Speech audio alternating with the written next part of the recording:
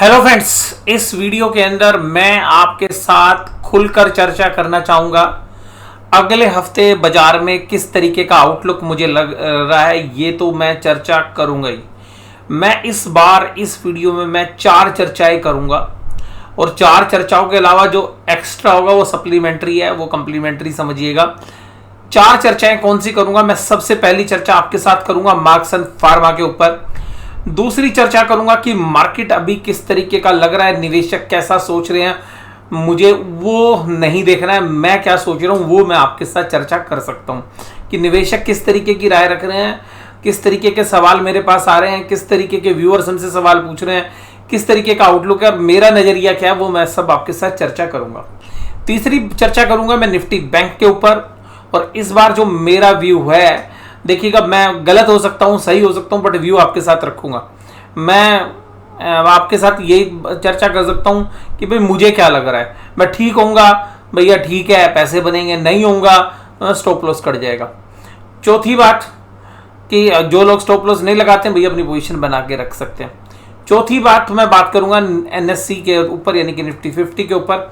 यही 4 चर्चाएं। इसके अलावा देखिएगा विदेशी बात तो हम करते ही हैं, हो सकता है थोड़ी बिटकॉइन की बात हो जाए, डॉलर इंडेक्स की बात हो जाए, ब्रेंट क्रूड की बात हो जाए, ये सब बातें भी हो सकती हैं। जियोपॉलिटिकल बात भी मैं इस वीडियो में कर सकता हूं आपके साथ। अब बात करते हैं सबसे पहले जो मैंने चर्चा की मार्क्सन फार्मा की। तो बहुत सारे व्यूअर्स हमसे सवाल पूछते हैं क्या सर मार्क्सन फार्मा में आपने पैसे बनाए? मैं कहता हूं भैया बहुत बढ़िया पैसे बनाए। परसेंटेज टर्म्स में रिटर्न्स अगर हम कैलकुलेट करने की कोशिश करेंगे तो मेरी रिटर्न 70% से ऊपर रिटर्न्स मेरे को खुद पर्सनली बनी है, 70%। और जो शेयर्स अभी हम ओन करते हैं वो सब शेयर्स हमारे पास फ्री के पड़े हुए हैं। मान लीजिएगा उसकी तो हमने रिटर्न ही नहीं कैलकुलेट किया, यानी कि जो भी हमने प्रॉफिट बुक किया वो 70%। अब बहुत सारे जो व्यूअर्स हैं वो हमारा व्यू जानते हैं। देखिएगा हमारा मार्क्सन फार्मा पे क्या व्यू था। जनवरी के महीने के अंदर हमने एक लाइव सेशन किया था, बिल्कुल बोल्ड व्यू था मेरा, बिल्कुल मेन फोरम के ऊपर हमने चर्चा की थी और मैंने आपके साथ चर्चा की थी भाई देखिएगा मैं मार्क्सन फार्मा के ऊपर सुपर बुलिश हूं। आज की डेट में शेयर्स का भाव था 65 रुपए और मैंने आपके साथ चर्चा की थी कि भाई मैं उम्मीद कर रहा हूं 108 रुपए के भाव इस शेयर्स में इसी साल आ सकते हैं। साल अभी खत्म हुआ नहीं और भैया शेयर का भाव 108 रुपए छोड़िए 120 रुपए चला गया। अब बहुत सारे व्यूअर कहेंगे कि सर हमने तो प्रॉफिट बुक कर लिया। आपने ही प्रॉफिट बुक कर लिया? हाँ मैंने प्रॉफिट बुक किया भैया, ठीक है जी, प्रॉफिट बुक किया मैंने। क्या मेरे पास और भी शेयर बचे हुए हैं? आंसर इज यस, हाँ बचे हुए हैं, ठीक है जी। अब बात यह है कि वो शेयर्स के प्रॉफिट आपने कमा लिया। सर आपने तो हाई पे बेचा ही नहीं, आप तो पहले ही बेच कर निकल गए। हाँ भैया मैंने तो बेच दिए, मैंने तो भैया 85 पे भी शेयर बेचे, मैंने 95 पे भी बेचे, 93 पे भी बेचे, ऊपर भी हमने शेयर बेचे। अभी शेयर का भाव 114 रुपये चल रहा है।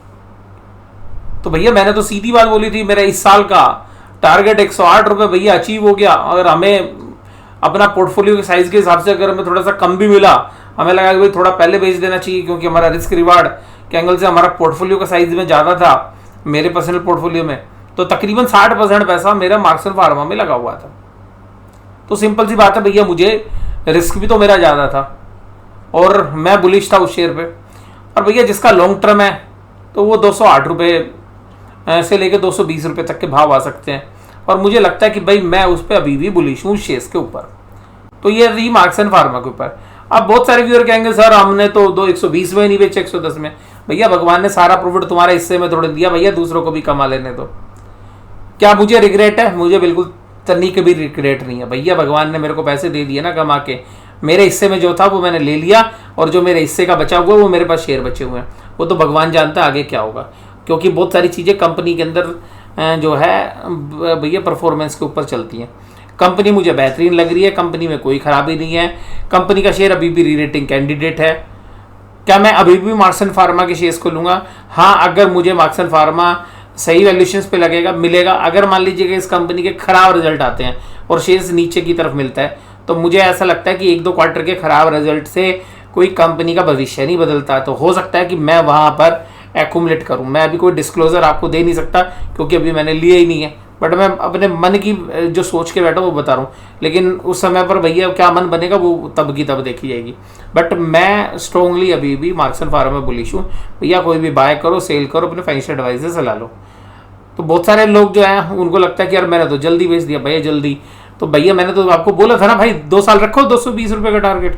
तो जिन्होंने लॉन्ग टर्म व्यू रखा था उन्होंने तो बेचा नहीं है। भैया उंगलियां चलती है ना, रोज स्क्रीन देखोगे तो उंगलियां तो चलेंगी ना। माल बेच दिया ना, प्रॉफिट ले लिया, या तो उसमें तसल्ली रखो, या फिर अगर लॉन्ग टर्म है तो फिर अपने आप को स्थापित करो ना आप लॉन्ग टर्म हो। अगर मैंने ट्रेड के लिए लिया, मैं निकल गया और मेरे बाद अगर वो शेयर 20 रुपये चल गया या 15 रुपये चल गया, भैया मुझे तो रिग्रेट नहीं है। अगर आपको रिग्रेट है तो आप भैया बने रहते लॉन्ग टर्म, रखो इंतजार 220 तक का। तो बड़ा आसान होता है कि भाई मेरे को तो सर हाई प्राइस पे मिल रहा है। भैया हाई किसी को नहीं मिला है, आपको जो मिल गया उसमें संतोष रखना सीखिए, ठीक है जी। और अगर आपको रिग्रेट करना है तो भैया खेद करते रहिए। अगर प्रॉफिट कमा के भी खेद किया ना तो भैया फिर शेयर बाजार में रहने का आपको हक नहीं है। सीधी सी बात, अगर प्रॉफिट कमा के भी खेद कर रहे हो ना तो उन ट्रेडर से या इन्वेस्टर से मिलिए जो सेबी ने अपनी रिपोर्ट में निकाले कि कितने % लोगों को लॉस होता है। तो फिर उनका दुख तो क्या होगा आप सोच ही सकते हैं। तो भैया ये थी बात मार्क्स एंड फार्मा की, बिल्कुल बोल्ड व्यू था। अब बात करता हूँ दूसरी बात शेयर बाजार के ऊपर। भैया मुझे बाजार के अंदर मैं आपको एक बात बता सकता हूँ सीधा, मुझे बाजार बहुत महंगा लग रहा है। मुझे बाजार बहुत महंगा लग रहा है क्योंकि मैं इस बाजार के अंदर काफ़ी समय से हूँ। भैया कंपनीज की अर्निंग्स आ नहीं रही हैं, कंपनियां ऊपर के भाव पे हैं। अगर 15% कंपनी छोड़ो, 15 भी छोड़िए, 5% कंपनियों को छोड़ दो ना, 95% कंपनियां इतनी महंगी वैल्यूएशंस पर है कि भाई साहब जो आदमी आज खरीदेगा ना वो केवल इसलिए शेयर्स के भाव बढ़ सकते हैं कि एसआईपी के अंदर पैसा आता रहेगा, म्यूचुअल फंड में पैसा आता रहेगा, लोग खरीदते रहेंगे। भाई कंपनी के अर्निंग्स में ऐसा कुछ नहीं है कि जो शेयर बाजार यहाँ पे आपको सस्टेनेबिलिटी यहाँ पे लगे। अगर मैं इंटरनेशनल पीयर्स के साथ कंपेयर करूं तो इंडिया के अंदर निफ्टी का सही भाव आज की डेट में 16,500 से ऊपर नहीं बनता। मेरी कैलकुलेशन है, जो मैं इंटरनेशनल पीयर्स के साथ अगर सॉफ्ट एनालिसिस करूं, स्ट्रेंथ वीकनेस अपॉर्चुनिटी और थ्रेट्स के साथ इंडिया की पी वैल्यूएशंस निकालूं तो वो वहां पर बनती है। इंडिया की कंपनियों के अंदर ग्रोथ है नहीं और वो कंपनियां भी 100 के पी पे ट्रेड करती। भाई मेरे को नहीं होती हजम। अब आप लोग कहते हैं कि जी नहीं आप तो बेरिश रहते हो। भैया मैं बेरिश नहीं रहता, मुझे भाव पसंद है, मुझे सस्ती चीज पसंद है, मुझे सही वैल्यूएशन पे चीज मिलेगी तो लूंगा। भैया नहीं ले रहा।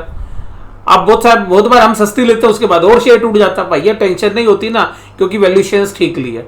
और जब हमें कन्विक्शन होती है कि भाई मजबूत कन्विक्शन है, कंपनी की इंप्रूवमेंट हो रही है, प्रॉफिटेबिलिटी में इंप्रूव हो रही है, शेयर प्राइस में रिफ्लेक्ट नहीं हो रहा है वो चीज, भैया हम बड़ी अपनी पूरी ताकत से के अंदर उसमें जो है निवेश करते हैं। ये अपना व्यू है। अब आप कहोगे कि सर आपका व्यू जो है हमेशा बेरिश रहता। भैया बेरिश नहीं रहता। बेरिश क्यों नहीं रहता?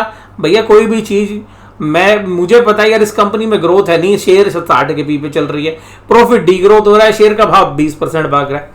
अब आप में से बहुत सारे कहेंगे सर आप एक शेयर का बताओ। भैया मेरी पोजीशन है डीवीज लैब के अंदर। डीवीज लैब को आप कंपेयर करो डॉक्टर रेड्डीज के साथ। आप डॉक्टर रेड्डीज के साथ कंपेयर करो। डॉक्टर रेड्डीज के अंदर जो ग्रोथ पोटेंशियल है वो देखिए, जो उसने डिलीवर किया वो देखिए, जो डॉक्टर रेड्डीज ने डिलीवर किया वो देखिए। अगर मैं डॉक्टर रेड्डीज के साथ डीवीज लैब को कंपेयर करने लगूं तो मुझे लगता है डॉक्टर रेड्डीज का भाव 16,000 का भाव होना चाहिए। तो अब आप कहेंगे कि सर आप डॉक्टर डीवीज लैब पर शॉर्ट है इसलिए ऐसा बोल रहे हैं। नहीं भैया खुद कंपेयर करके देख लो। आप किसी भी रिटर्न पैरामीटर्स पे, किसी ग्रोथ पैरामीटर्स पे, रिसर्च एंड डेवलपमेंट के अंदर, अर्निंग यील्ड के अंदर देख लो, डिविडेंड यील्ड में देख लो, ऑपरेटिंग मार्जिन्स में देख लो, किस पैरामीटर्स पे ग्रोथ पोटेंशियल्स देख लो आप। तो कुल मिलाकर आप किसी के साथ कंपेयर कर सकते हैं, वो इंडेक्स की दोनों कंपनियां हैं। तो बात यह है कि हमें वैल्यूएशन जहां जस्टिफाई नहीं होता हम ट्रेडिंग पोजीशंस भी लेते हैं उसके अगेंस्ट में। अब वो कभी कभी हमारी अगेंस्ट में भी जाती हैं। तो भैया मैं ट्रेड करते वक्त भी जैसे शेयर्स की पोजीशंस लेता हूं ना खरीदते वक्त और इन्वेस्टमेंट करता हूं, मैं सेम ट्रेड में भी लेता हूं उसी तरीके से। और वो ट्रेड में मैं 10 रुपए के 20 रुपए के स्टॉप लॉस भी नहीं लगाता और मैं 10-20 रुपए पे प्रॉफिट पे भी नहीं निकलता। तो वो सीधा सा व्यू होता है हमारा। तो मुझे वैल्यूएशंस बहुत सारी कंपनीज में बहुत महंगी लग रही है। मिड कैप आईटी के अंदर जो है ना मोस्टली शेयर्स ओवर वैल्यूड लगते हैं मिड कैप आईटी में। लार्ज कैप आईटी में अगर आप जाएंगे तो आपको लार्ज कैप आईटी बल्कि सस्ती मिलेंगी। इंडेक्स के शेयर्स फिर भी ठीक ठीक वैल्यूएशंस पर हैं। तभी भी मैं कह रहा हूं कि इंडेक्स में मुझे ज्यादा करेक्शन नहीं लग रही। मैं मान रहा हूं कि 10% 15% इंडेक्स कभी भी करेक्ट हो सकता है। लेकिन अगर आप स्मॉल कैप और मिड कैप की बात करो मेरे साथ तो मैं आपको यह बता सकता हूं कि भाई साहब स्मॉल कैप मिड कैप में ऐसे ऐसे शेयर्स हैं जो आने वाले 1 से 2 साल के अंदर अगर कभी भी एक अच्छी खासी प्रॉफिट बुकिंग हुई या मार्केट उसको जस्टिफाई करेगा, मैं ऐसे ऐसे शेयर्स जानता हूं, मतलब वैल्यूएशंस वाइज अपने पास्ट एक्सपीरियंस हमने देखा है, हमने शेयर्स को 90% टूटते हुए देखा है। तो ऐसी स्थिति में ऐसे शेयर्स भी हैं जो आज की डेट में 50-50, 60-60% टूट सकते हैं। ठीक है जी, ये अपना व्यू है जी। अब अगली बात ये है कि जो दूसरी चर्चा जो है, हमसे जब व्यूअर सवाल पूछते हैं कि जी ये शेयर्स खरीद लें सर, ये वो खरीद लें, भैया तेजी के अंदर सब लोग शेयर्स खरीदने के लिए दौड़ते हैं। हिम्मत चाहिए भैया पैसा अपने पास रखने की। अब पैसा किसी से रखा ही नहीं जा रहा, एक शेयर बेचेंगे दूसरे में भैया पहुंच जाएंगे, भैया मैं तो खरीदूंगा। तो मेरे को रोज ऐसे कम से कम 50 सवाल आते हैं, सर क्या खरीदूं। मैं रोज उनको जवाब देता हूं, भैया रुक जा, 2 महीने 3 महीने अपना पैसा एफडी में रख ले, अपने बैंक अकाउंट में रख ले, कहीं रख ले जहां पे रिटर्न आ जाए। ठीक ठीक। अभी इक्विटी मार्केट मुझे पर्सनली महंगी लग रही है, वैल्यूएशंस बहुत महंगे हैं। ग्रोथ इकोनॉमी में जो है उसके सामने कंपनीज के जो शेयर प्राइस है वो बहुत आगे बढ़ चुके हैं, जो ग्रोथ वो डिलीवर करते हैं। और अगले साल तो ग्रोथ का जो रेट है वो भी कम होना है। ये सारी जो चीजें हैं, लेकिन फिर भी इस मार्केट में ऐसे शेयर्स हैं जो कंपनी वाइज, देखो मैं आपको बताता हूं उसमें क्या चीजें हम ढूंढते हैं। ऐसी कंपनी जो वेल एस्टेब्लिश्ड कंपनी और पिछले 2-3 क्वार्टर से खराब रिजल्ट दे रही है, लेकिन हमें भी पता है कि वो कंपनियों की परफॉर्मेंस सीजनल है और वो 2-3 क्वार्टर और खराब करने के बाद अच्छा कर सकती है, तो वहां पर आप पोजीशन बना सकते हैं। तो इस चर्चा में केवल इतना ही, बाकी निफ्टी बैंक निफ्टी की चर्चा दूसरी वीडियो में करूंगा। Thank you very much.